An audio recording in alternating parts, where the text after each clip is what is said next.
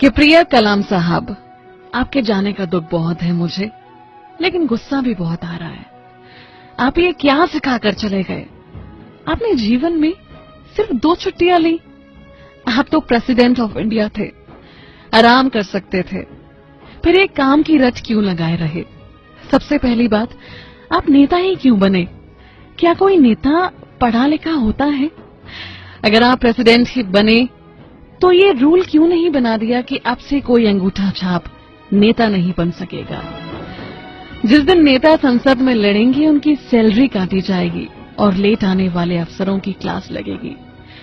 मुझे आपसे नाराजगी इस बात को लेकर भी है कि आपने देश को मिसाइल ही क्यों दी? न हमारे पास आधुनिक हथियार होते और न ही पड़ोसी देश हमसे जलते। आप एक बैग लेकर राष्ट्रपति भवन में पहुंचे थे और कार्यकाल खत्म होने के बाद एक बैग लेकर निकल गए, जबकि आपसे बाद वाले ट्रकों में सामान भरकर निकले थे। एमपी में तो चपरासी के घर से करोड़ों रुपए निकल रहे हैं और आप सिर्फ एक बैग लेकर निकले। ये क्या सिखा गए आप आने वाली पीढ़ी को? सादगी और शालीनता से किसका पेट भरा है साहब? लोगों को आपके जैसा सम्मान नहीं, सिर्फ पैसा चाहिए। एक और बात जो आपकी मुझे बहुत गलत लगती थी कि आपने कभी प्रेसिडेंट जैसा रौब नहीं जमाया।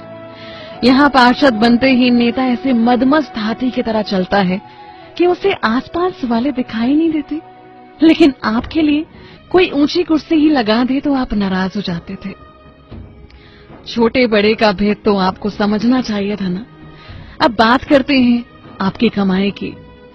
जितना मुझे पता है, देश के राष्ट्रपति को लाख रुपए से ज्यादा की सैलरी हर महीने मिलती है और सुविधाएं अलग से। सरकार पैसे देती है खुद पर खर्च करने के लिए, ऐशो आराम और मौज मस्ती के लिए, लेकिन आपने सारी सैलरी एनजीओ को दान दे दी। यहाँ तक जब आपके घर वाले दिल्ली घूमने आए तो उन पर हुआ खर्च भी आपने अपनी सैलरी से ही दिया। एक बार हुक्म तो देते, सब कुछ फ्री में हो जाता।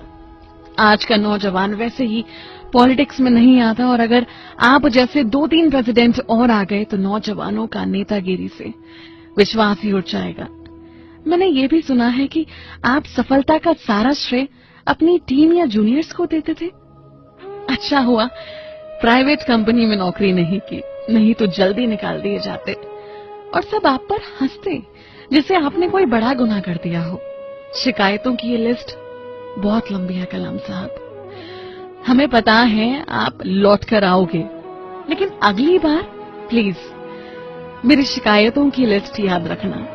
या तो हमें अच्छाई ना सिखाना, और अगर सिखाओ तो भारत के भाग्य विधाता तुम ही बनना।